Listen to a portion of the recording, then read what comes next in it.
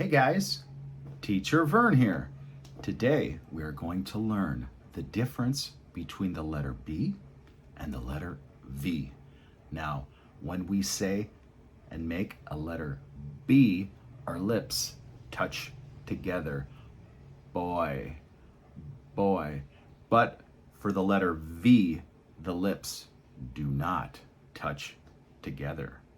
For V, our bottom lip goes underneath the top front teeth like this. And you feel the zzz, the vibration. Listen.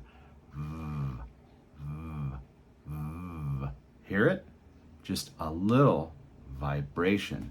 So we go V, Vern, very. And it's quick, quick, quick.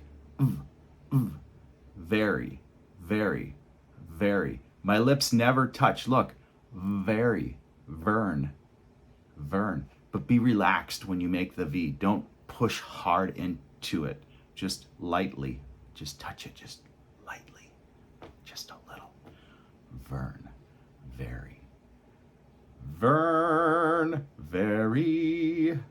Just lightly, okay? That's it.